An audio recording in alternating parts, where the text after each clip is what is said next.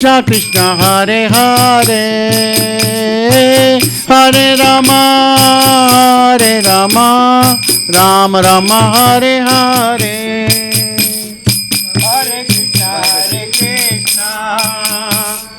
Krishna Krishna Hare Hare Hare Rama Rama Rama Hare Hare Hare Krishna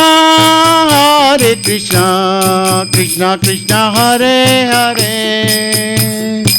Hare Rama Rama Rama Hare Hare Hare Krishna Krishna Krishna Hare Hare Hare Rama Rama Rama Hare Hare Hare Krishna Krishna Krishna Hare Hare Hare Rama Rama Rama Hare Hare Hare Krishna Krishna Krishna Hare Hare Hare Rama Rama Rama Hare Hare Hare Krishna Krishna Krishna Hare Hare Hare Rama Rama Rama Hare Hare Hare Krishna Krishna Krishna Hare Hare Hare Rama Rama Rama Hare Hare Hare Krishna Krishna Krishna Hare Hare Hare Rama Rama Rama Hare Hare Hare Krishna Krishna Krishna Hare Hare Hare Rama Rama Rama Hare Hare Hare Krishna Krishna Krishna Hare Hare Hare Rama Rama Rama Hare Hare Hare Krishna Krishna Hare Hare Hare Rama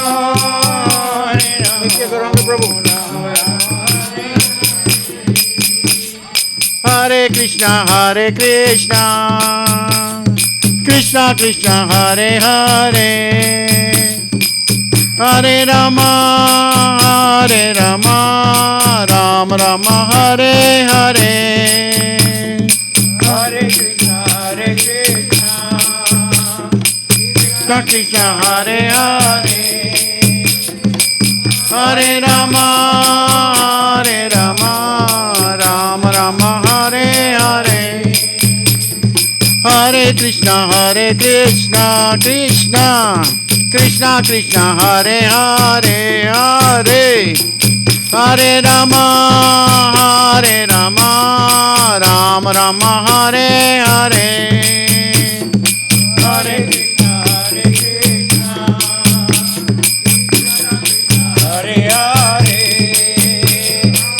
Hare Rama Rama Rama Hare Hare Hare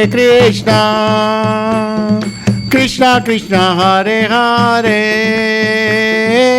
Hare Rama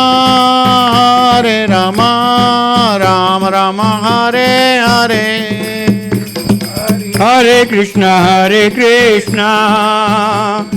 Krishna Hare Hare Hare Rama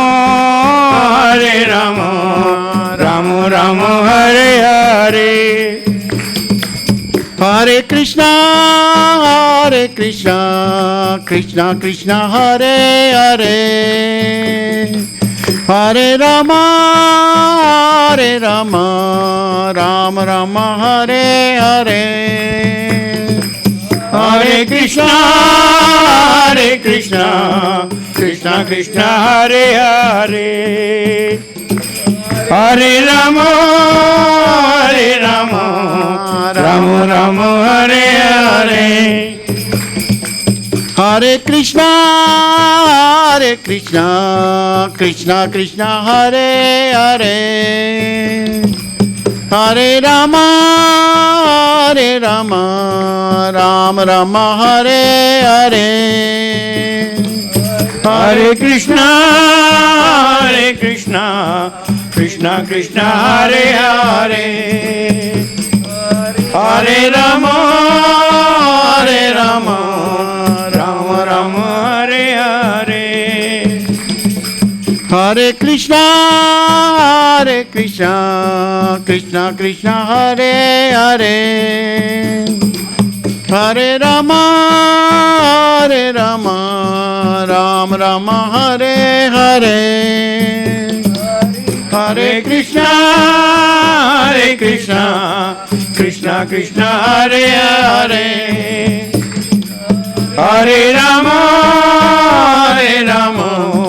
Rama Rama, Hare Hare. Hare Krishna,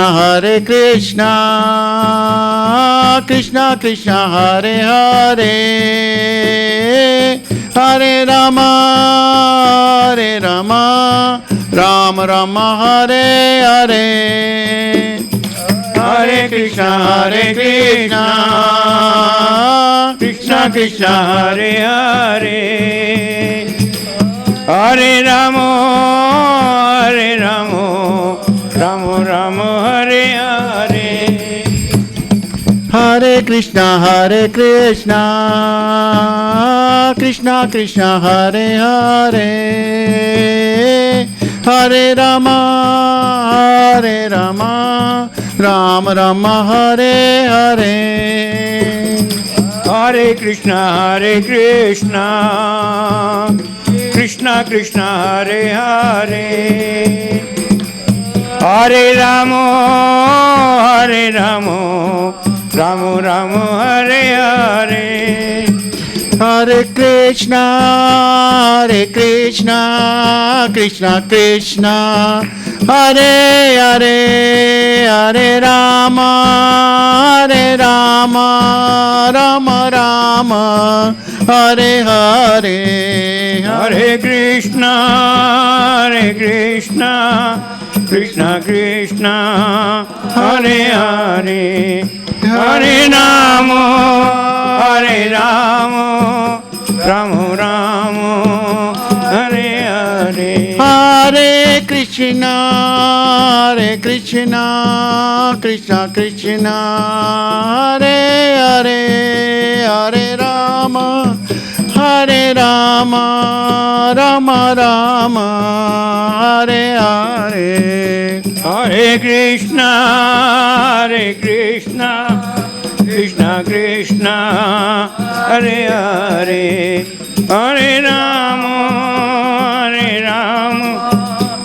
Rama Rama, Hare Hare.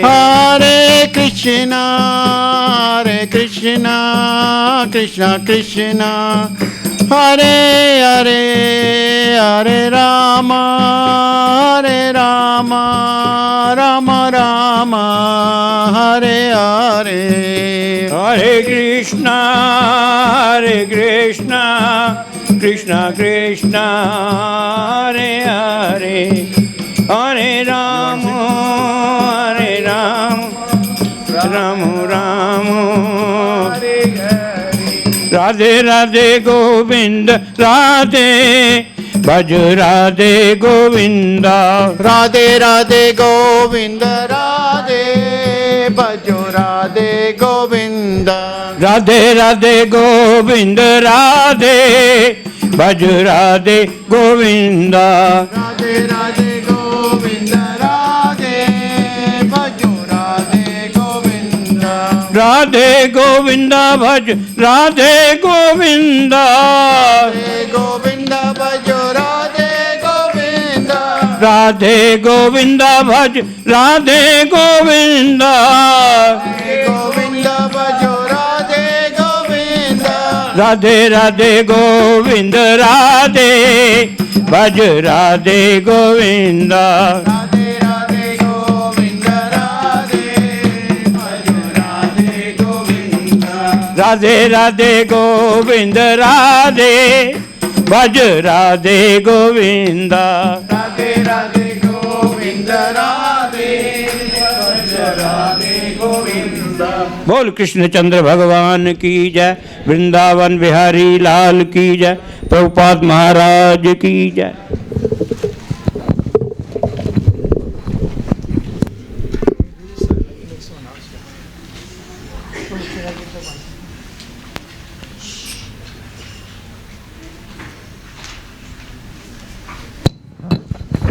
Hare Krishna.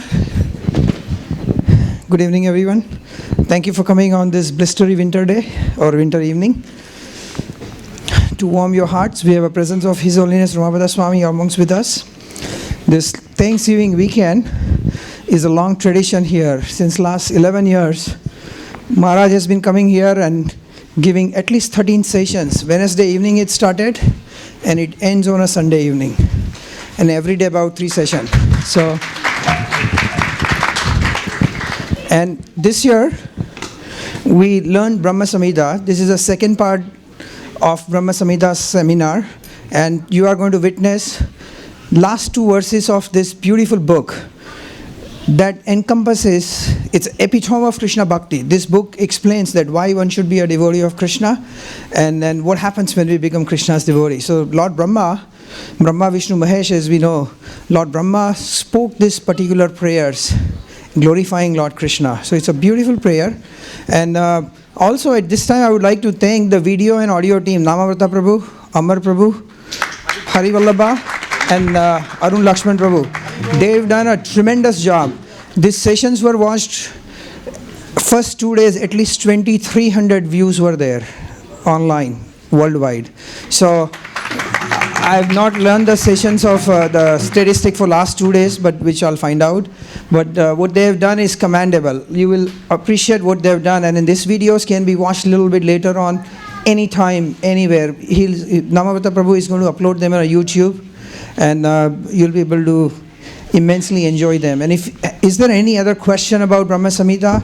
Just ask any of our devotee in a temple. They will be able to help you. So we are very happy to have you here. Without further delay, give a big round of applause to Romapada Swami Maharaj. And we wish Maharaj keeps coming. A little bit about Maharaj. He's one of the most senior sannyasi in ISKCON movement, which is a worldwide movement of at least 800 to 1,000 temples, and then hundreds and thousands of devotees practicing worldwide, which was established by Srila Prabhupada in 1966 in New York City.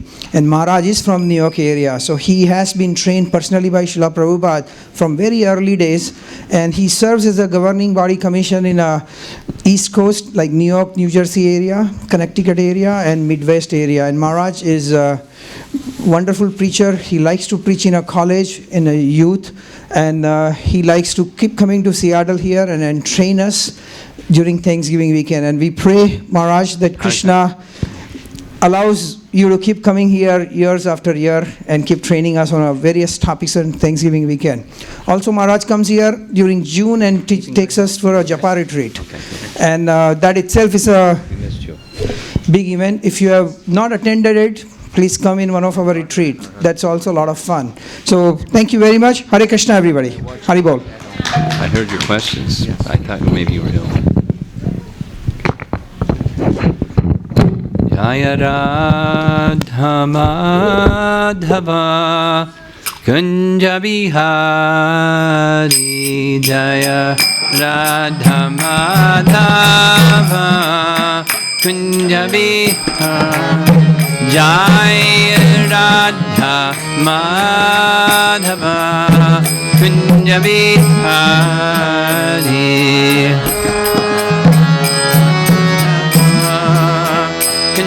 Bihari Gopi Jana Balabha Girivardhari Pidana Manam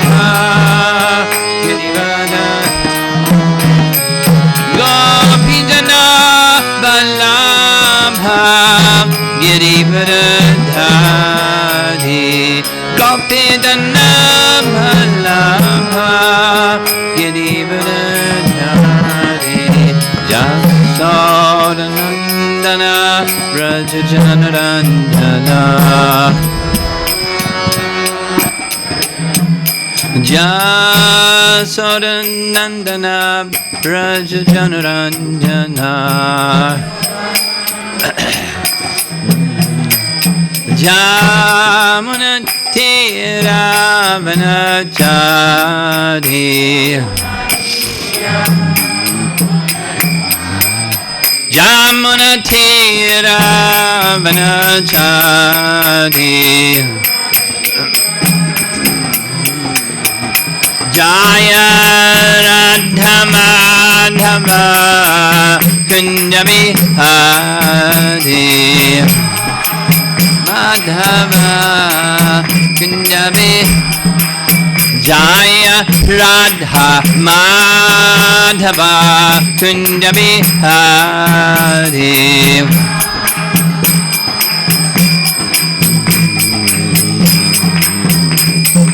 Gopi Jana Balabha Girivardhari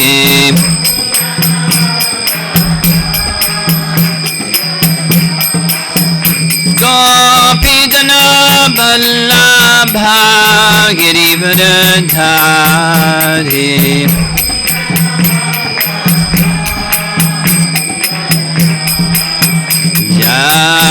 Jasodanandana Braja Janarandana Jasodanandana Braja Janarandana Jamunati Ravanachari Jamunati Ravanachari Jaya Radha Madhava Kunjabi Hari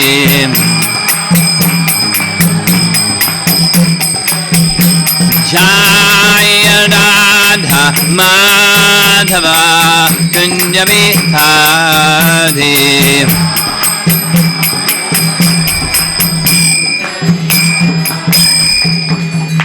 Jaya Vishnupad Paramahamsa Hari Vedagacharya Astatarasatsa Srimad His Divine Grace Sri Bhaktivedanta Swami Srila Prabhupada Ki Ananta Koti Vaishnavrinda Ki Shri Shri Brahma Samhita Ki Shri Shri Radha Nila Madhava Ki Samvida Bhakta Vrinda Ki Nitai Gaur Premanandi. All glories to the assembled devotees. All glories to Sri Guru and Sri Gauranga.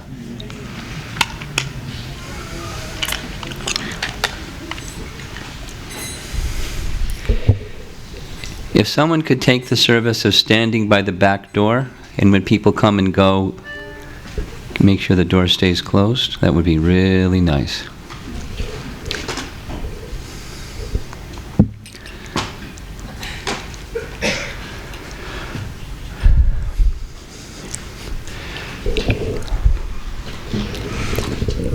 All along what I've been doing, when we have new people coming, different sessions, is make a summary, but how do I make a summary of the whole Brahma Samhita?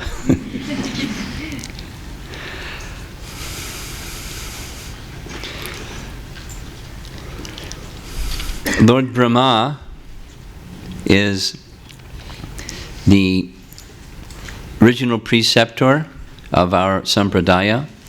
He received, that is, directly from Krishna.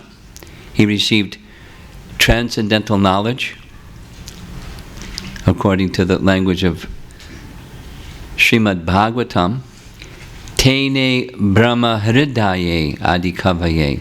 From within his heart, Lord Brahma received transcendental knowledge.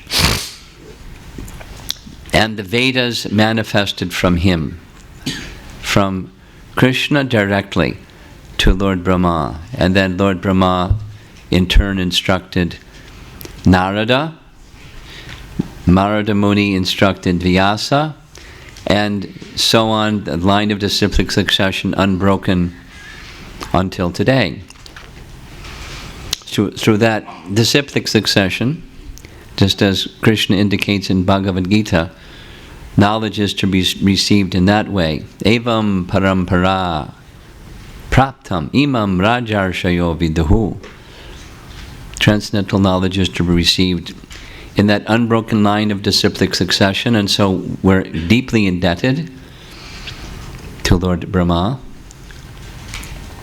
In addition to the whole of the Vedic knowledge, he directly was responsible for providing this Brahma Samhita. Samhita, a nice English word, is hymn, or as in H-Y-M-N, as in like song. So we've been discussing these songs or prayers or stotras of Lord Brahma, ending in the refrain, Govindam Adi Purusham Tamaham Bhajami.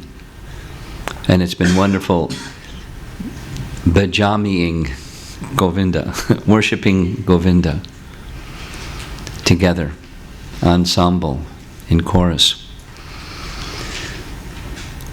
In these prayers, Lord Brahma reveals the ocean of truth in the language of Brahma Samhita. He became well acquainted with the ocean of truth with a capital T. The truths about spiritual reality, ultimate spiritual reality, beyond the limitations of all the things that are temporary and then withdrawn. Not part of this cosmic manifestation, but the spiritual realm far beyond the temporary created realm. It's most amazing and most merciful exposition. He describes the abode of Krishna, the form of Krishna, and the pastimes of Krishna. He provides the essential elements for understanding and eradicating doubts within the realm of transcendence, because we have the tendency to use material yardsticks to understand that which is not measurable by material yardsticks. Our lens of material conception, duality, trying to understand the realm of absolute, it doesn't work. So he gives some foundational elements that, if understood correctly, those elements, then transcendence can be more readily approached.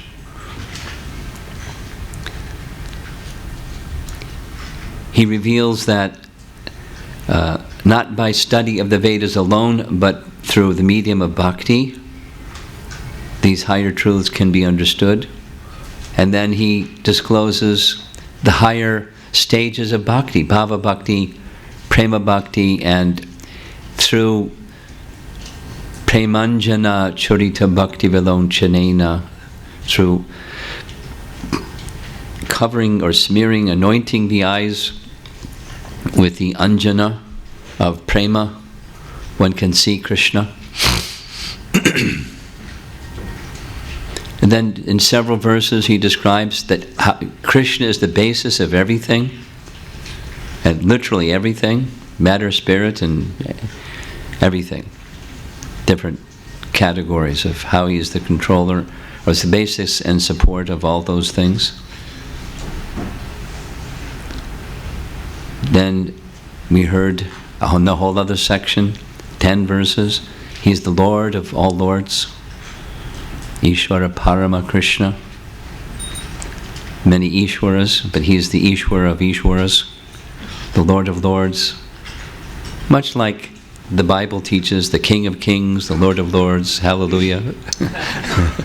But it gives the detail, how it is like that, in detail. Very, very beautiful.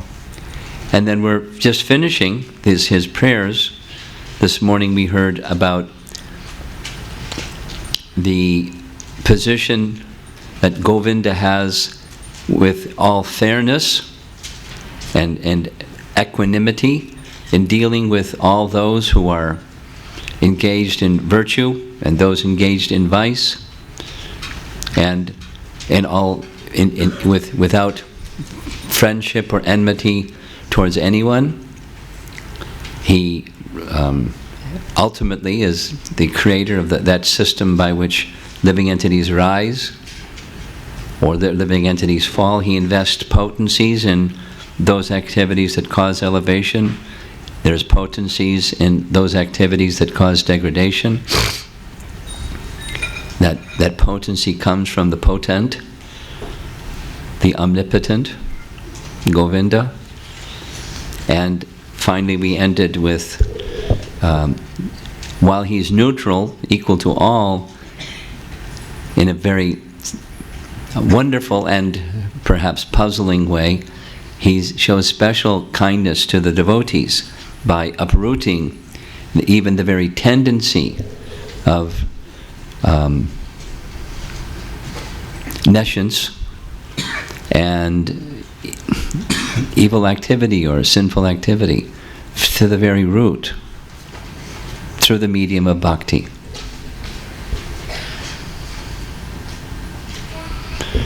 So these are the final two verses. The verse that we're going to discuss first is the last verse that has the Govindam Adi Purusham refrain at the end. And this verse is describing, as others approach him, he reciprocates. Like the verse of Bhagavad Gita, Yayatam mam prapadyante, tangstataiva bhajamyaham. Bhajamyaham.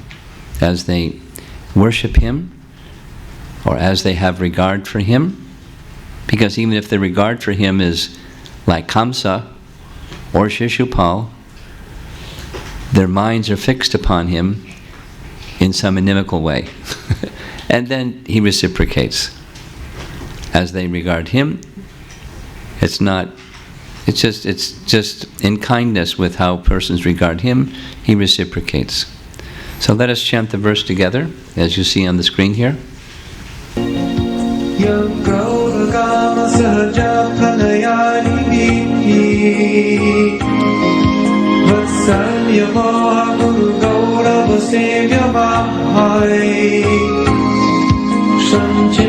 Tasya Sati Shintanam Apure Govinda Vari Purusha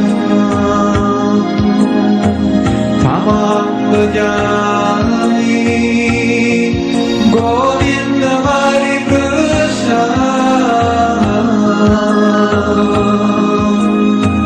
Tamam Bhajami.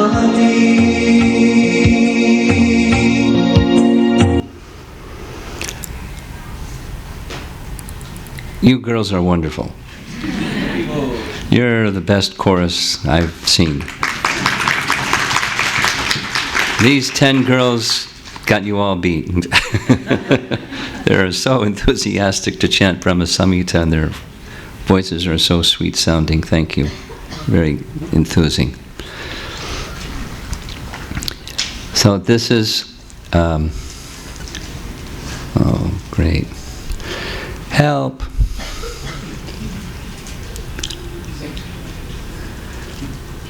Technology. See? The process of meditation upon Krishna results in different goals or different destinations. So we'll be discussing that theme. We know that there's one verse in Bhagavad Gita that Krishna speaks twice. Well, at least the first part of it is the same. There's only one. Manmana bhava mad bhakto madhyaji mam namaskuru. Some of the persons named and the qualities that are spoken of in the verse, they're not bhaktas like Kamsa. He was very Krishna conscious, but he wasn't favorable he wanted to kill Krishna. Shishupal was very Krishna conscious, but he hated Krishna. We'll describe a little bit about how much he hated Krishna, but he really hated Krishna. Very Krishna conscious, but not a devotee.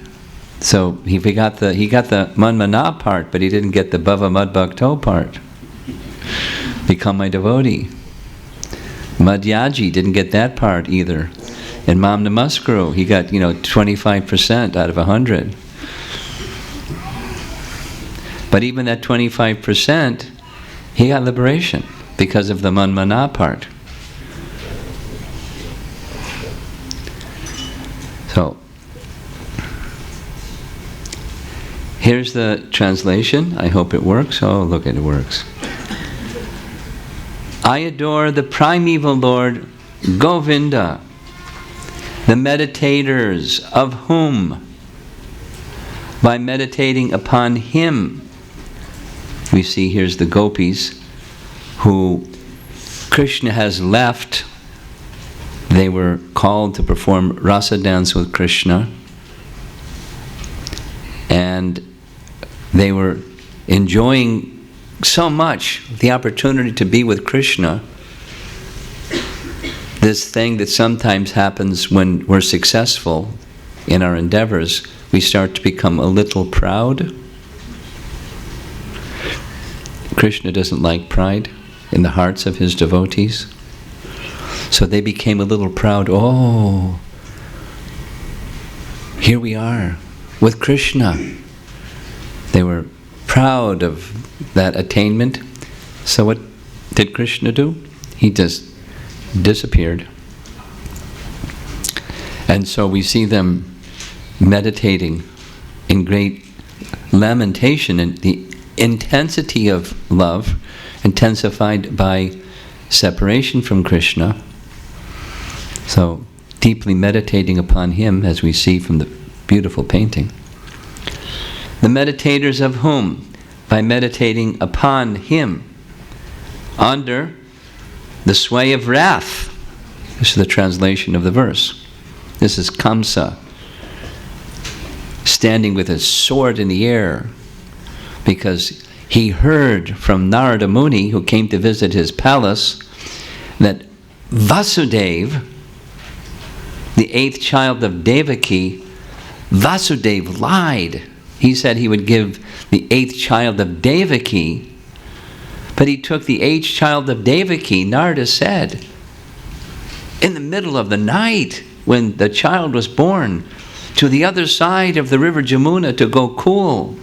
So that child that you tried to kill, that was a female child, that wasn't the 8th son of Devaki, or 8th child of Devaki, that was someone else. He picked up his sword. I'm going to kill Vasudeva. And Narada said, no, wait. It's not Vasudeva that you have to worry about. It's the 8th child, the Devaki. Go get him, Vasudeva. Or Kamsa. Don't worry about Vasudeva. Worry about the 8th child of Devaki. Go get him. Now, why would Narada do something like that? And Narada did something like that because he wanted to hasten and move forward the pastime for which Krishna appeared. What was the purpose of Krishna's appearance? Paritranaya sadhunam vinashaya chaduskritam dharma sangstapanarthaya sambhavami yuge yuge. That's the why Krishna appeared, and he was so absorbed in his pastimes in Vrindavan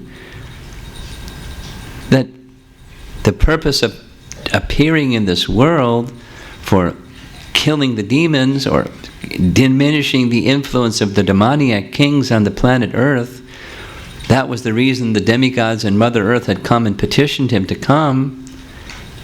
He was so absorbed in his pastimes Vrindavan, he'd forgotten. At least so it appeared. So Narada wanted Krishna to come and kill Kamsa, this wicked Kamsa, and all of his cronies, and the other terrible kings on earth. So that's why he did it. And it worked. In fact, not only he told Kamsa, as you see, this is Kamsa's reaction, I'm going to kill Krishna. Narada knows Krishna can't be killed. He has a Sat-Chit Ananda Vigraha form. He heard it from the Lord Brahma, his father. Sat-Chit Ananda Vigraha from Brahma Samhita. You can't kill one who has a form that's full of eternality, knowledge, and bliss. And he's Paramaeshwara, he's the supremely powerful person. Kamsa is a small fry. He can't harm Krishna at all. So after Narada spoke like that to Kamsa, Kamsa made his plan to try to kill Krishna. That it was bring Krishna to Mathura, and he would see that Krishna was killed in this way, that way. He had his plan. Narada then went to Vrindavan. Narada went to Vrindavan after this to see Krishna. And he saw him so much absorbed in his pastimes with the cowherd boys that there's no way. How am I going to go say, hey, Krishna, you're supposed to be doing this other thing? He couldn't do that. So what he did was he said, I long to see the day when your purpose for your appearance in earth will be fulfilled. You'll go to Mathura, and Vasudeva and Devaki, your mother and father, they'll be freed from the prison house of Kamsa. They're suffering so much, I long to see that day. And you will destroy Kamsa and all of the other demoniac kings for which you appeared in this world. And then you'll go to Dwarka and so many other demoniac personalities, and I long to see that happen very soon. And Krishna became very inspired and said, I'm going tomorrow. I'll go tomorrow. Mission accomplished. He went the next day. Compliments of Narada. But in so doing, he touched the heart of Kamsa, who thought of even more intensely of Krishna under the sway of wrath. Or amorous passion.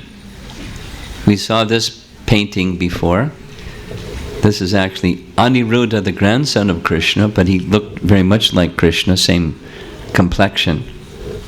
Darkish, shama complexion. Natural, friendly love mentioned in this verse. Very nice painting. Who are the personalities in this very nice painting? We know one on the left side is Krishna because of the complexion. On the right side, he's got a mustache, so that's not Krishna. It's Arjuna. Krishna and Arjuna, dearmost friends. So who's behind them? On our left, behind them, and there's the mother of Arjuna and the Pandavas, Queen Kunti. And who's seated next to Queen Kunti? Draupadi. How do we know? Because she's blackish like Krishna. Draupadi, we discussed this earlier today, yesterday or something. When she appeared out of the sacrificial fire, that's how she was born, her complexion was blackish. So besides Draupadi, she was also known as Krishna. Not Krishna, but Krishna. And then in the front is Domya, the family priest. Great, our chorus is getting up closer. So, natural, friendly love, Krishna and Arjuna. Like Krishna says in Bhagavad Gita, Bhaktosi me sakha cheti. Krishna is in a relationship of sakha, or friendship, with Arjuna. Fear. That's Kamsa when Narada told him, "You better watch your backside, Kamsa. That 8th child of Devaki is just over there in Vrindavan. Better watch out." So his life actually was ruled by fear. When he was sleeping, he would have nightmares instead of sleeping. In his dreams, he would dream that he would see his shadow, and his shadow had holes. Sometimes he would see in his dream he was riding on a chariot in the sky drawn by donkeys. Sometimes he'd see himself in a dream where it was his body without his head. It was really bad dreams. He knew his number was up because the 8th child of Devaki was going to kill him. So he thought of Krishna day and night and day, and when brushing his teeth and when lying down and when sitting on the royal throne, and he couldn't stop thinking of Krishna in fear of Krishna. Parental affection is mentioned in the verse. Of course, foremost, we see in the upper left there's Nanda Maharaj and Mother Yashoda serving a meal to Krishna, because Krishna lived in the palace of Nanda Maharaj and Mother Yashoda. But so many other assistants, some playing music, some different entertainment for the royal family. But at the center of it all was Nanda and Yasoda and their parental affection. But not only Nanda and Yasoda, the lower picture is a wonderful pastime during that 1 year when the parents of the other cowherd boys had the opportunity to fulfill their desire to have Krishna as their son. Krishna had manifested himself in the exact likeness of their son, and the cows which to have Krishna as their child, calf, Krishna became their calf by manifesting a form in exact likeness. So much so, those of you that are mothers or fathers, imagine not being able to recognize your own child. Someone's imitating your own child and you don't know it. Not possible. It's not possible. All the innuendos of voice and emotion and feelings and, tilts of the head and everything that, that your child does. I've seen it. Like in my mind right now is a scene like this at our farm community in Pennsylvania called Gitanagari. We were having a retreat, and there were more than this many people in the room, and just like this, men here, ladies here, a child cried really loud all of a sudden, and out of all that audience, immediately the father and the mother knew which blood-curdling cry was their child. And so they immediately stood up and ran to get their child. Not everybody, because they knew that scream was their child. The parents know their child, and the child know their parents. So Krishna manifested exact likeness of the boys.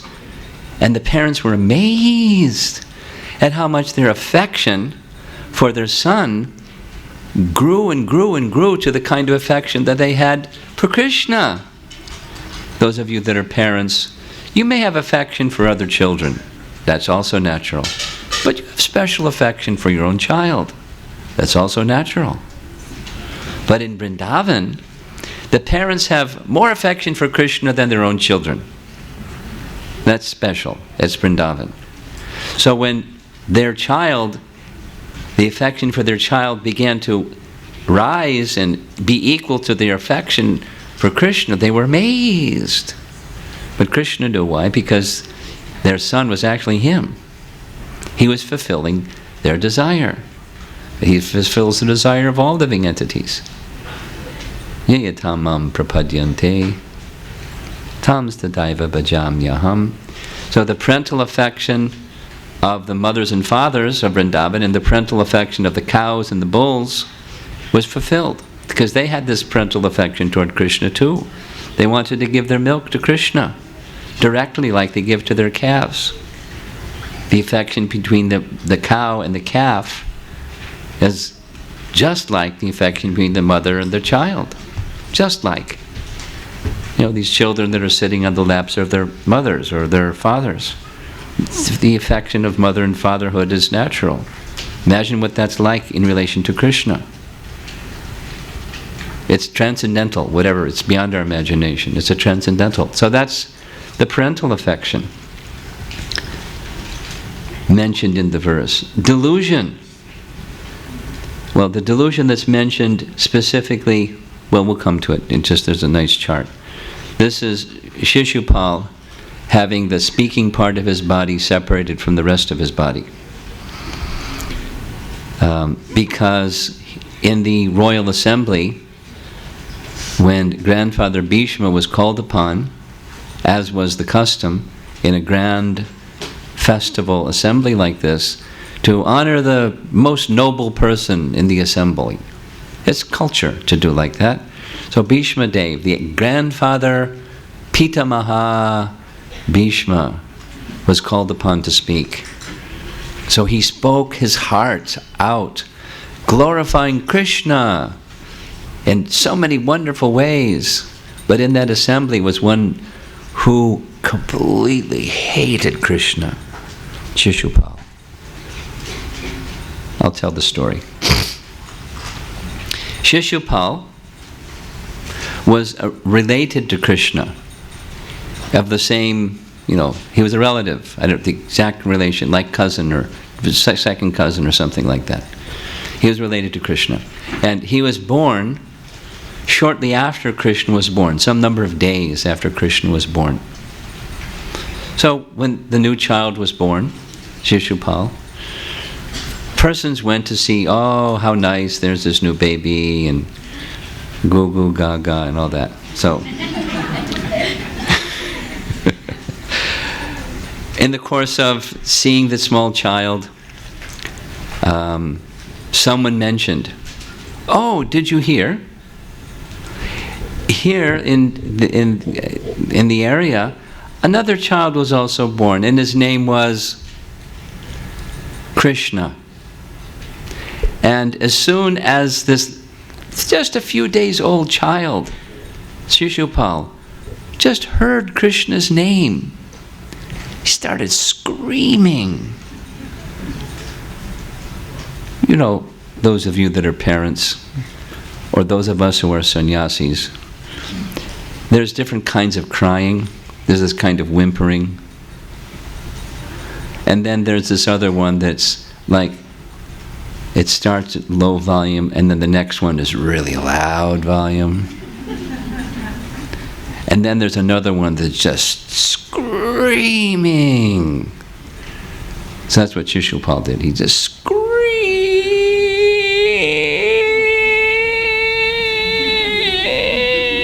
And he wouldn't stop.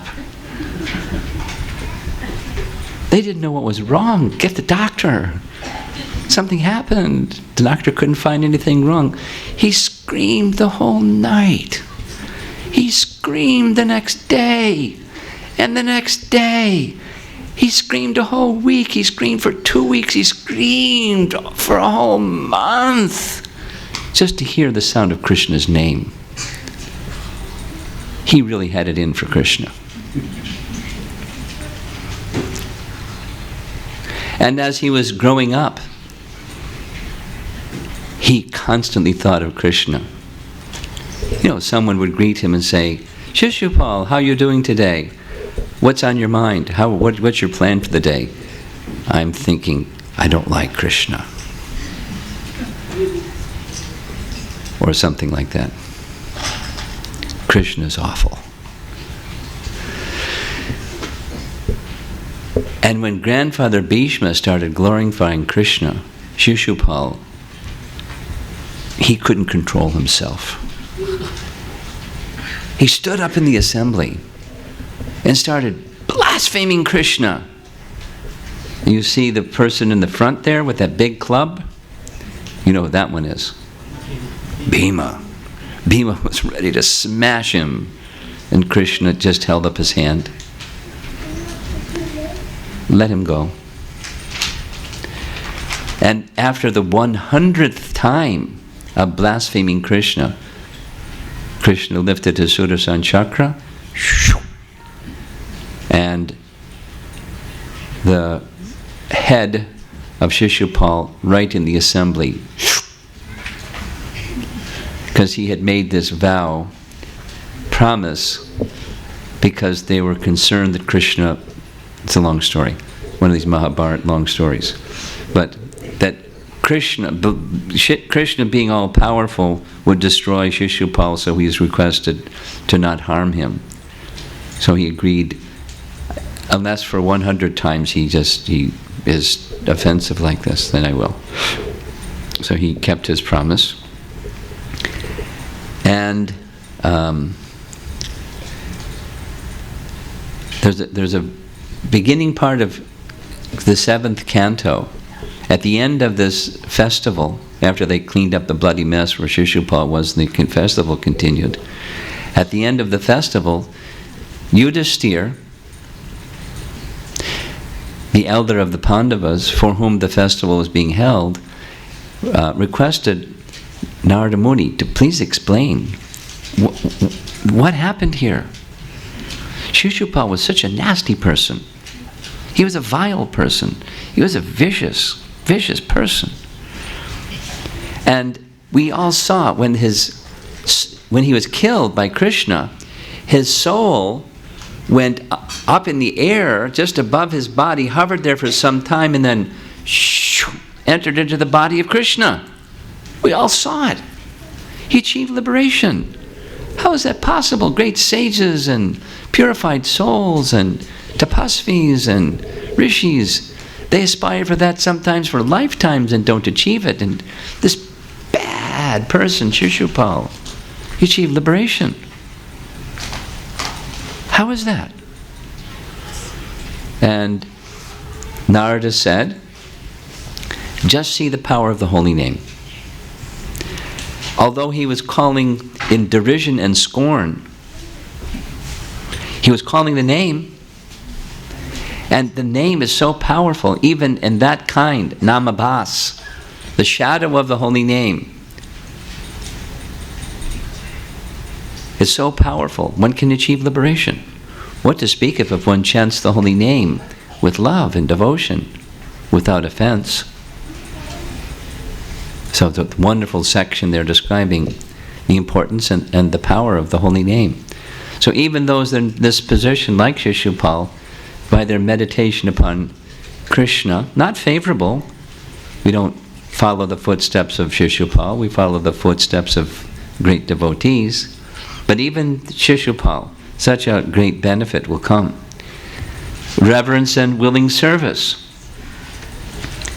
Attain to bodily forms befitting the nature of their contemplation.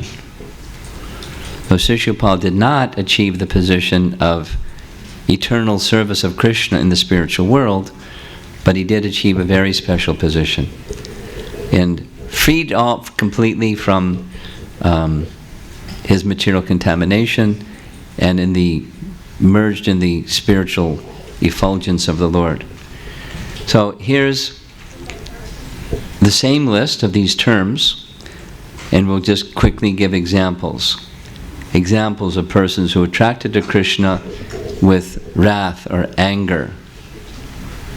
And that's Shishupal. With amorous passion, kama is the Sanskrit term used in the verse. Yam krodha kama sahaja pranayadimi. So, the gopis, a simple one. Natural friendly love, sahaja pranaya, and that's the Pandavas. And fear, we discussed, kamsa. And parental affection, vatsalya, so many. I didn't even put any on the list. Delusion, the example that's given by Bhakti Siddhanta in his purport is the Brahmanas in Vrindavan, the Yajnik Brahmanas in Vrindavan, who were approached by the cowherd boys on behalf of Krishna and Balaram for something to eat. And the Brahmanas paid no attention. They just went on with their yajna. These silly boys. We're just going to ignore them. But the wives of the Brahmanas, when they heard Krishna wants something to eat, immediately they hastened and gathered things, and with great devotion they presented things to Krishna, which Krishna accepted. And when the wives went back to their homes, their husbands realized, we're doing these yajnas, but for whom are we doing these yajnas, or for what purpose are we doing these yajnas? We don't even know. And when the purpose comes to us, we're still not knowing. You are far more spiritually advanced than we are. But unfortunately, the delusion part was that although they knew that Krishna was worshipable master, they didn't do anything because they were afraid of Kamsa. Kamsa might come to know and we could be in trouble. So we won't display our devotion to Krishna or appreciation of Krishna. Yajnik Brahmanas. And Guru Gaurava, reverential devotion. And willing service, Sevya Bhavai. Narada is one example. In relation to Krishna, of course, the classic is Hanuman as his willing service to Ram. On the left-hand side, we have this painting of Putana.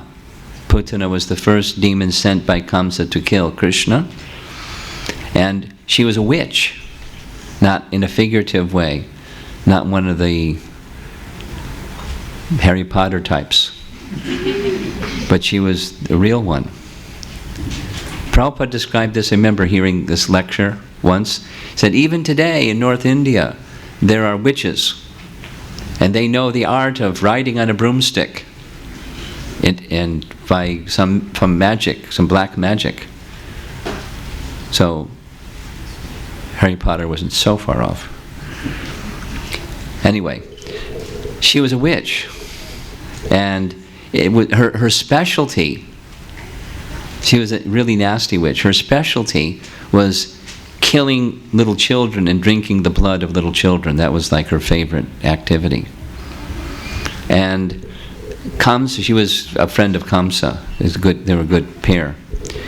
So he sent Putana to go kill Krishna. So she went to kill Krishna. She disguised herself. She had the capacity of assuming different forms. That's another art that she had. So she assumed the form of a beautiful woman, like a celestial beauty. So much so that when she came to the house of Nanda, or the palace of Nanda and Yashoda, she was so beautiful. Everyone just allowed her to enter. And she went right into the inner chamber where Krishna was lying in his little crib. And when she saw Krishna, the beauty of Krishna, for a moment she felt, oh, such a beautiful boy. Some motherly-like affection. But that didn't last too long. The next moment was, let me kill him. So Krishna accepted that motherly affection, and he, by taking the milk from her breast, which was smeared with enough poison to kill 100 people, he drew the milk and drew her life, air, out of her body. And then her body assumed its humongous, several mile long witch body, knocking over trees and so many things. But it's described in Canto 3 by Uddhava that Krishna gave her a position of, in the spiritual world, as an eternal associate of Mother Jasoda in a motherly role. Shishupal got Sayuja, Mukti. Putana got a position in Goloka Vrindavan. Why?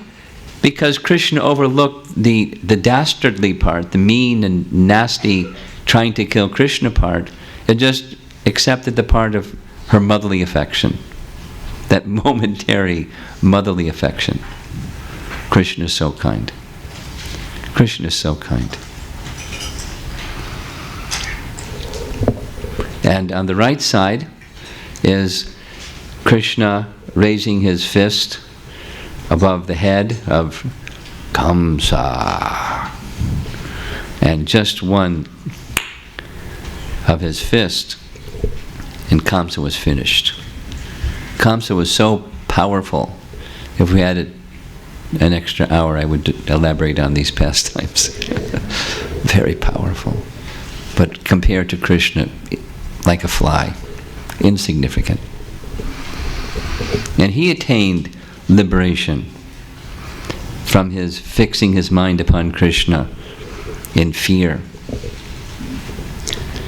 There's our friend Shishupal again. And of course, Hanuman, in his service to Ram, he's eternally fixed in his meditation and contemplation of Ram. And the right side is the painting of their first meeting. When Sugriva saw Ram coming, he sent Hanuman in disguise as a Brahmana from Rishamukh mountain to go to Lake Pampa and see who are these two heroes dressed in tree bark with bow and arrows. It must be Bali's trick. Go find out who they are. But just by being in the presence of Ram and Lakshman, their first meeting, immediately, I don't need a disguise. These two are well-wishers and friends. As Sugriva's minister, he immediately could understand this.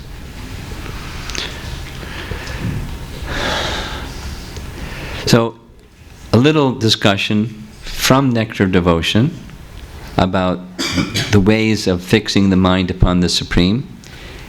In the positive sense, there's two types of devotion where one fixes one's mind upon the Supreme. One is the regulative kind and the other is the spontaneous kind. So if you don't mind, we'll just have a little Nectar Devotion class for about 3 minutes. Vaidhi is the first type. Vaidhi means rules and regulations, or that devotion which arises by following the vidhis, the rules. Then it's Vaidhi Bhakti, following the vidhis or the rules or the injunctions of Scripture. And the characteristic of it is duty. Just like, you may train your children, tell the truth, don't lie. Why? Because you don't lie, you tell the truth. Don't steal others' property. Why? Because it's wrong to steal. You have whatever you need, you let me know, and I'll see that you have what you need, but don't steal. So moralities and ethics and duties are assigned by different vidhis. So with bhakti, there's rules or vidhis to be followed. These injunctions include those which develop within one the inclination to perform devotional service, as well as those described, those are not to be done, the do's and the don'ts. Injunctions and prohibitions. From Rupa Goswami, he describes this stage of bhakti in this way. When there is no attachment or no spontaneous loving service to the Lord, when one is engaged in service to the Lord simply out of obedience to the order of the spiritual master or in pursuance of the Scriptures, Such obligatory service is called Vaidhi Bhakti. So that's one type of bringing the mind to become fixed upon Krishna or the Supreme. There's another type, and that's called the Raganuga. And that's based upon spontaneous attraction and spontaneous feelings connected with that spontaneous attraction. Here's what Nectar Devotion says about that type of bhakti. Persons desiring to follow in the footsteps of such eternal devotees of the Lord as the Vrishnis and the Vrindavan denizens are called Raganuga devotees, which means that they are trying to attain to the perfection of those devotees. These Raganuga devotees do not follow the regular principles of devotional service very strictly, but by spontaneous nature, they become attracted to some of the eternal devotees, such as Nanda and Yasoda. And they try to follow in their footsteps simultaneously. There's a gradual development of the ambition to become like a particular devotee. And this activity is called Raganuga. It's like a role model in conventional terms. Somebody wants to be an athlete. I'll just share this with you. As a sannyasi, one of the things I do is I travel. And one of the things that I do is when I wake up in the morning, I have to figure out where I am. It's interesting. Okay, that's okay. So, one of the things that happens in, especially where there's remote kind of traveling, there's not a temple and there's like a gathering of people way over there. It happens from time to time that I stay in the room where the young boy that's gone to college would stay. So they have an empty room in their home. So I get to see the anatomy of the room of a young college boy. And Indian families, it's like there's like a model, and it goes like this. There's 3 walls and then a little nightstand. One wall is their favorite sports guy. During that time it was this one or that one, without naming the names. The basketball hero or the football hero or the soccer hero or the cricket hero, and I learned who those people are. Then over here is their favorite movie star, the Bollywood movie star of their choice. And over there on that wall is the sports car that they want to buy once they get out of school and get their job. And it was often a little red convertible sports car over there. And then, there's their bed, and by the night table is a little picture of Hanuman or somebody.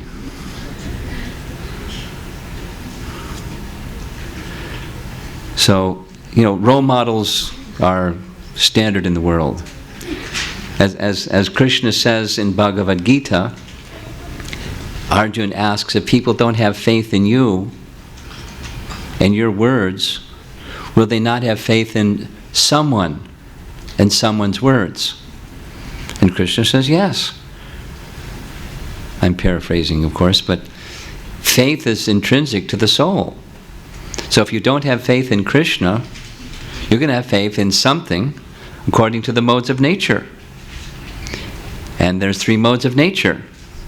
So faith in the mode of goodness looks like this, and faith in the mode of passion looks like that, faith in the mode of ignorance looks like that. And so the challenge is to move faith to faith in Krishna. And one gets supported by Supersoul within the heart to have faith in, supposing you're a businessman. Money, money, money, money, money, money. Get money. Money's the honey. Get money. Because I get money, then I'll find happiness. I can buy happiness with money. Get money. Then 24/7, they're meditating. Even when they're asleep, they're doing business. Or etc. The sports, the Olympic athlete. If I get that gold medal, happiness. So everything is molded around getting the gold medal. The whole, everything. Anyway, etc., etc. According to the modes of nature. And then there's role models. So the Vedic version of spontaneous love is, the role model is the perfected devotees in the spiritual world, the ragatmika bhaktas, and one aspires to become like them. Not them, but like them. And one molds one's life in such a way to attain the eternal service of Krishna in the association of such eternally perfect souls. Now generally, bhakti is not like that. Bhakti is out of duty. But duty is good. It's not on the same platform as love. They're different. But one can lead to the other. And a lot of going to the other depends upon association with others who have so evolved spiritually that through their association one becomes attracted to the spontaneous type instead of simply the regulative out-of-duty type. I can share this with you as a sannyasi traveling and meeting people all the time. There's some very common standard questions, and it would say one of the top 5 questions is, there's different versions and varieties, but it's, when will that stage come, Maharaj, when I'm not just chanting because I'm supposed to chant, but I chant with some taste? There's some genuine deep feeling, arousing and awakening, and I just want to keep chanting and chanting and chanting, and I don't want to stop. It's not like Bhaktivinoda Thakur calls it the counting game. You know what I mean by the counting game. So, but regulative is fine. It's a beginning. But to come to that more advanced stage, it takes practice, and it also takes association with those who are more advanced. That's what the scriptures teach us, and practical experience teaches us also. So Prabhupada points out that Raganuga Bhakti is only possible for those who have passed the stage of material contamination. So if anybody wants to volunteer, raise their hand and say, I'm beyond material contamination, then that person is ready for Raganuga Bhakti. And if not, then try to get yourself beyond material contamination so you can come to that stage. It's symptomized by intense longing for Krishna's association, like these cowherd boys. Each of these 3 paintings is the Sakya rasa within Vrindavan. Here's the Vatsalya rasa within Vrindavan. And there's the Madhurya rasa within Vrindavan. And some are more inclined towards this or that or the other. And they're all transcendently wonderful and pure. And according to one's inclination, one may desire the association of Krishna in one of those ways. So now is our last verse. And we've crossed the finish line for Brahma Samhita, at least this segment. So there's no recording for this. So please read the image on the screen, and we'll chant the verse together. Shriya Kanta Kanta Purusha Kalpataravo Droma Bhumis Chintamani Gana Mai Toyam Amritam Kata Ganam Natyam Ganamam Api Vangshi Priyasaki Chidanandam Jyoti Param Apitad Asvadyam Apicha Sa Yatra Sharadbhi Shravati Surabhi Vyasya Sumahan Nimeshad Yakyo Vavrajati Nahi Yatrapi Samaya Vaje Shweta Dvipam Tamaham Ikha Golokam Ityam Vidantaste Shantashyati Virada Charakati Paye. And then the translation, here's the word for word. I worship that transcendental seat known as Sweta Dweep, where, as loving consorts, the Lakshmis, in their unalloyed spiritual essence, practice the amorous service of the Supreme Lord Krishna as their only lover.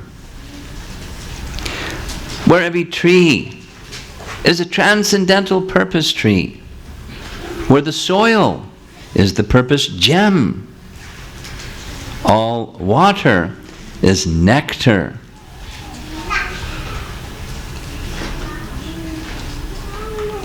Every word is a song.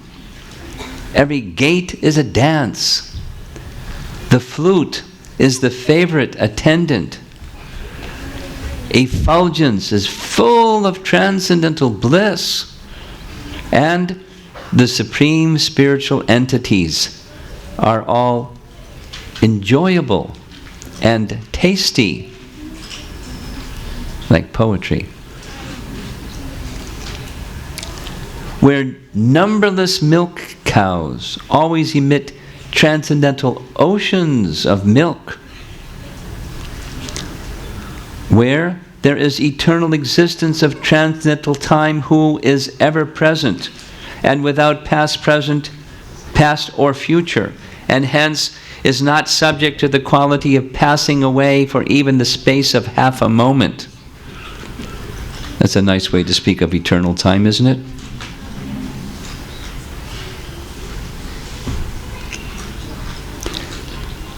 I'll read it again, so nice. Where there is eternal existence of transcendental time, who is ever present and without past or future, and hence is not subject to the quality of passing away for even the space of half a moment.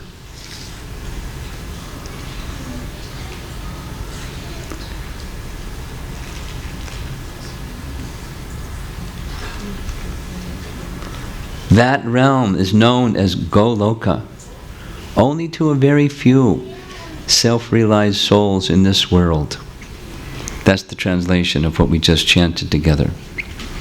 We'll discuss briefly Bhaktisiddhanta's comments and other acharyas' comments on this verse. Here's a little summary message.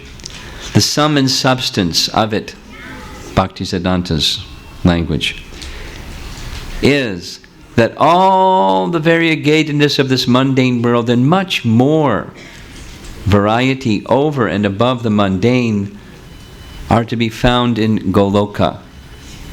We shared this before. As above, so below. Whatever we find here, it exists because the spiritual counterpart is there. Only here is a reflection, and a perverted reflection at that. We can't, conversely, there's not something here that's not found in the spiritual world. There's only one exception, that's envy. In the spiritual world there's no envy. But anything else that's here is a perverted reflection of that. Stealing in this world. Krishna steals. Krishna steals butter. And he's given a special name for his stealing butter because it's so nice. His name is Makanchor. But the butter that Krishna steals is his butter because everything is his. So, but he makes a leela where it looks like it's the other gopis' family's butter, and he goes into the storeroom of the other gopis and steals the butter. And they have a leela where they don't like it, but actually they like it. And there's wonderful leelas connected. If we didn't have, to go home tonight, I could spend a lot of time describing Krishna's pastimes with butter stealing and other things. as above, so below. But the below is perverted and unwholesome, as we've been using Bhaktisiddhanta's language. But in the spiritual world, everything is there that's fully wholesome. The centralized variety of Goloka is unalloyed. Centralized means everything is focused upon Krishna. The centralized variety of Goloka is unalloyed and full of transcendental cognitive joy. That's Ananda and Chit, or cognizance. The Vedas and sadhus practicing devotion, revealed by the Vedas, by availing the support of their individual cognitional aptitude, actuated by devotion. Bhaktisiddhanta's language is up there. May have a sight of divine realm, and by the power of the grace of Krishna, their tiny cognitive faculty attaining the quality of infinitude, they are enabled to be on the level of the plane of enjoyments of Krishna. What was all that? When Krishna is very merciful, he sees the sincere desire in the heart of the very tiny living entity, that's us, not so qualified, but very sincere, and wishing to become pure and qualified to be in Krishna's association. He sees that and he just lifts that soul to this same plane as himself and discloses himself, I am like this. Prabhupada said like that in relation to the deity installation in Los Angeles of Rukmini Dwarkadish. He said you should worship Krishna, those of you that do deity worship either in your home or here at the temple.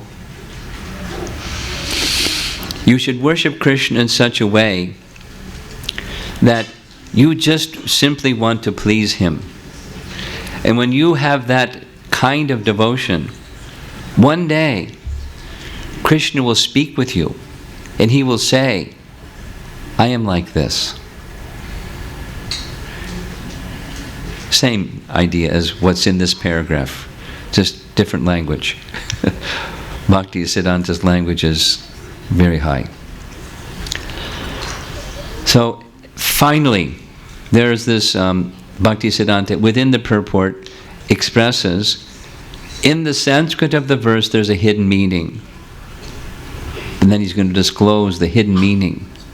And what's that hidden meaning? It's in the words Param api tad asvadyam apicha. So we chant it regularly. Bhaktisiddhanta is disclosing what it means. Even the supreme, that is also nevertheless the object of enjoyment. What is that? I'll give you a hint. It's Lord Chaitanya. This is, before there's even creation. Before, it's just, Lord Brahma is on a lotus flower grown from the abdomen of Garbhodakshai Vishnu, and there's nothing except darkness. There's nobody to talk to. There's no place to go and say hello to somebody. There's nothing. There's no somebody. There's darkness. Like, being in a closet with the light out for thousands of years. We'd go nuts. But Brahma went ecstatic because he was chanting his mantra and having these realizations about not only Goloka, but Lord Chaitanya. So what's the mystery of Lord Chaitanya? Because he's in Svetadweep. There's the clock keeps moving, so I can't give you all these nice details. The chief biographer of Lord Chaitanya's life was Vrindavan Das Thakur, and he was called the Vyas of Gaura Leela, of Lord Chaitanya's pastime, because Vyas wrote about Krishna's life. And Vrindavan Das wrote about Lord Chaitanya's life. So he was called the Vyas of Lord Chaitanya. And he always spoke of the place of Lord Chaitanya's pastimes in this biography as Swetadweep.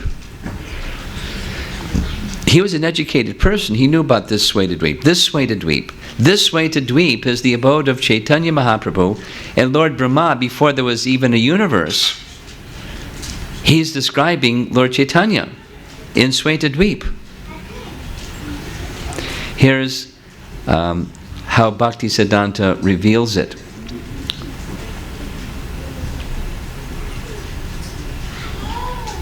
No, this isn't it. Well, let me see.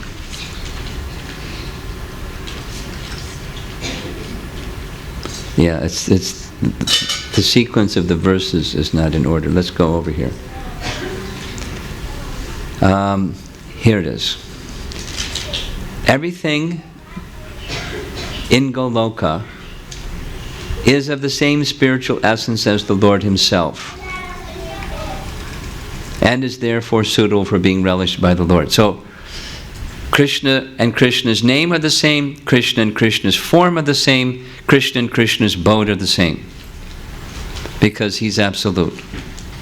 That's that statement. Yet, the word param api means although. So, although param, although transcendental, indicates Sri Krishna is the absolute truth. So although He's the absolute truth, the words tad asvadyam api means His object of enjoyment. Means even the Supreme, that is also nevertheless the object of enjoyment. What is that? Krishna occupies the position as the enjoyer of love. And there's the object. Krishna is the object of love. So what's that?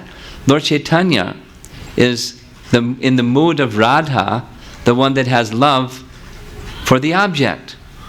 So although He's the object, He takes the position of one who's the abode of love towards the object. You follow? Should I say it again? I'll say it again. No harm.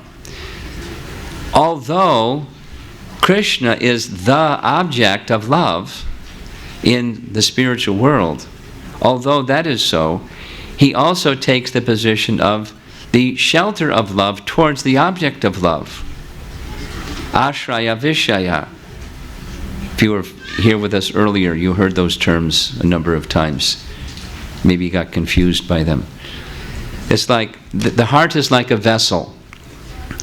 The abode of, and inside is prema, or bhakti. Our heart is a bhakti vessel. And we're feeling devotion towards something, towards an object of devotion. Krishna is the object of devotion, and our heart is the place where bhakti is towards the object. So, or Radha is the superlative vessel, the ashraya, or the abode of love for Krishna. So although Krishna is the object, He also takes the position of the shelter of love. That's Lord Chaitanya. You got it? So Bhaktisiddhanta is saying within this nice verse that we just chanted, lovely verse, that's very poetic, it's disclosing Lord Chaitanya. Jiva Goswami, in his commentary, he says, this verse is saying, when people walk, their walking is like dancing. So, I don't know, from the India perspective, maybe a Bharatanatyam dancer, they are a classical dancer, it's so beautiful. And in Goloka, all walking is like that. So Jiva Goswami says, if their walking is like that, what's their dancing? And when people speak, some people have a very pleasing sound when they sing. And in the Goloka, all speaking is singing. So what's the singing like? And all water is like nectar. You know, nectar, like we have the bathing ceremony, the Abhishek on Janmashtami, and there's so many nice substances, and we serve out the Abhishek, and it's so nice. But in Goloka, all water is like nectar. So then he asks, what's the nectar like? It's like, you know, so thick. It's like a jar of honey. You turn it, it doesn't go whoosh. It's just slowly oozes out. Like honey. The nectar of Goloka. And all the trees, we had this discussion earlier, all the trees are purpose trees or wish-fulfilling trees. The land is wish-fulfilling gems. The cows are wish-fulfilling cows. As we said earlier, just about everything can supply just about anything. That's Goloka. And the presiding person, the all-attractive Krishna is attracting the attention of everyone. And all varieties and all different rasas of love. It's a sublime place. What a wonderful way to end these wonderful Govinda prayers. It's just, it's very, very, very joyful. So I want to go back. Yeah, this is just a summary. In his last slide and we're done. Jiva Goswami, I'm a Jiva Goswami fan. He's a role model for me. You know, not the other ones. Jiva Goswami is, I'm a fan. So, in his Sandarbha, Krishna Sandarbha, he has written like this. It's mentioned, you know, the effulgence, the jyoti, the effulgence there is filled with ananda, filled with bliss. So in these verses, the word jyoti, effulgence, indicates that in the spiritual realm of Goloka Vrindavan, there are a spiritual and eternal sun and moon. We talked about this earlier.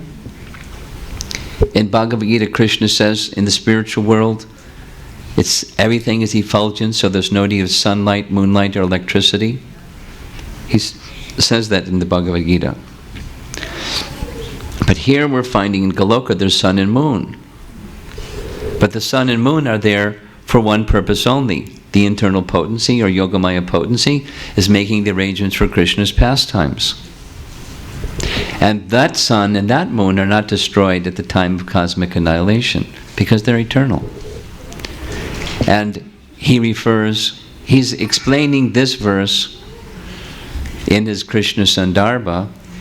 He refers to the Gautamiya Tantra that says, in Goloka, every night, it's a full moon. No phases of the moon.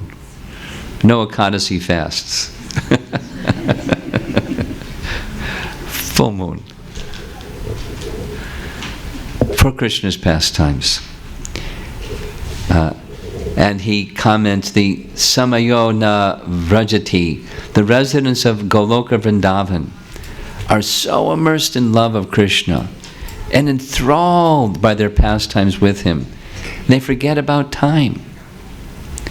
This phrase should not be interpreted to mean that there is no sequence of events. There was some question earlier in this seminar about what's the role of time in the spiritual world, and we discussed briefly, time is eternal, but there is the sense of sequencing of events. Like it's morning, and the cows start, moo, let's go to the pasturing ground and be with Krishna. And the cowherd boys, They didn't sleep at night anyways because they're so much anticipating being with Krishna again.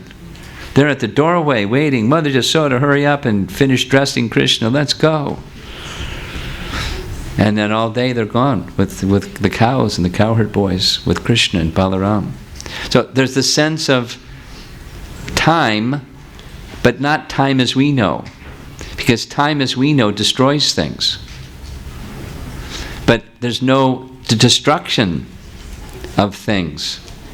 There's no time, that kind of time in the spiritual world. It's only Yogamaya time. Time for pastime with Krishna time. Eternal time. It's mysterious. It's different than here. Bhumi Chintamani Ganamayi Toyam Amritam Kata Ganam Natyam Ganamam. He's commenting in his Krishna Sandarbha about this verse from Brahma Samhita. That's why I've included it here. Okay. So, this is, we're done. This is a poster some artists have put together depicting a verse from Brahma Samhita. If you can look, maybe you can see on the left-hand margin, Devi Dham, Mahesh Dham, Hari Dham, and at the top is Goloka Dham. So mainly the focus of attention in Brahma Samhita is on the Goloka Dham. So we're going to take a closer look at that top, Goloka, Vrindavan. There's the depiction from verses 3 through 5 with that lotus with many petals in the center, and that white region outside, that's the Sweta Dvipa mentioned in this verse 56. That's why I'm showing this image. That's the Sweta Dvipa area. And within that Sweta Dvipa area, Lord Chaitanya is also there. Is there a problem? There we go. There's Radha and Krishna in the center. So I'll end with this.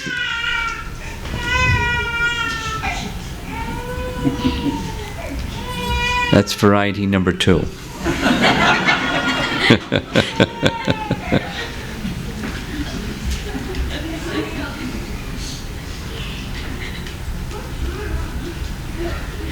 Okay.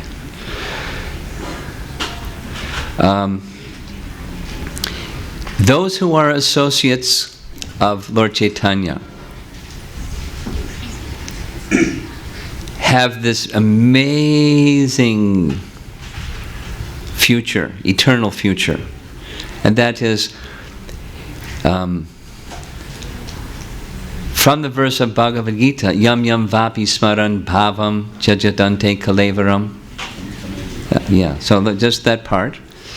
As you smaran, whatever you remember, ante, at the end of life, whatever the mind is fixed upon at the end of life, that state you will attain without fail, Krishna says.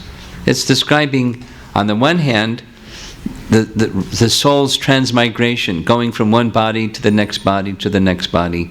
Whatever your mind is fixed on, that's where you're going to go, the next body. But supposing your mind is fixed upon Krishna, so what happens? You go to Krishna. And in Krishna's abode is Goloka. So go Goloka. Go to Goloka.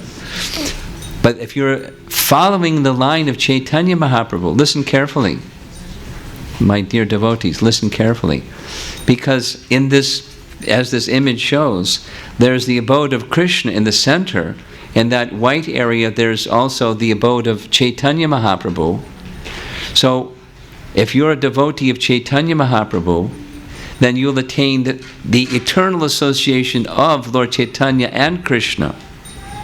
Although you're one soul, your situation eternally will be in Lord Chaitanya's service as well as in Krishna's service. The technology is not described, how that happens. But Krishna reciprocates with our love And because Lord Chaitanya is experiencing love of Krishna, although he's Krishna, as Radha feels love for Krishna. And Lord Chaitanya has his associates when he performs his earthly pastimes, so also in his eternal abode. One will be able to associate. It's a travel advertisement. Get a ticket for Goloka Vrindavan with Lord Chaitanya, because then you'll be able to enjoy eternal pastimes with Lord Chaitanya and with Krishna. But at that stage, it's not like a travel advertisement. The heart becomes moved by love, and when one's heart is moved by love in that way, that's what happens. It's disclosed in this purport. That's the future, the eternal destination of the souls engaged in Lord Chaitanya's service. Transcendently amazing. So there's a number of devotees here who stuck it out through the whole seminar. Lots of hours. I don't know how many, but lots of them. So thank you all for your participation. I've had several devotees say that they look forward to these seminars, and I can tell you, I really look forward to these seminars. I don't know, several hundred hours I've spent for these 2 seminars. That's a lot of time for a busy devotee. But it's really nice because I enjoy being with an audience that likes to hear. I miss Brajahari's presence because he's right in the front with his ears like this. Whoa! But it's nice to know there are people online, but it's nice to have Brajahari sitting right in the front row like, whoa. And so many of you have been, so enthusiastic. It's enlivening for the speaker. So if you have many persons who've shared, oh, it's so nice, and I'm sharing with you, oh, it's so nice being with an audience that you like to hear. And from the questions and the participation, you're hearing, and it's moving your hearts. And for somebody that does the service that I do, that's my satisfaction, is being in that kind of relationship with all of you. You're a great audience. Thank you all very much. Srila Prabhupada ki jai.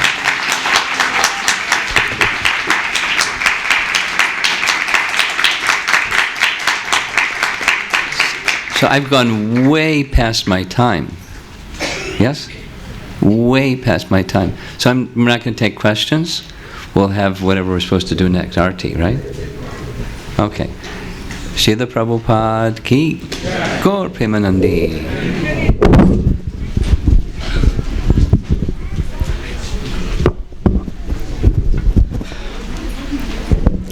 Thank you.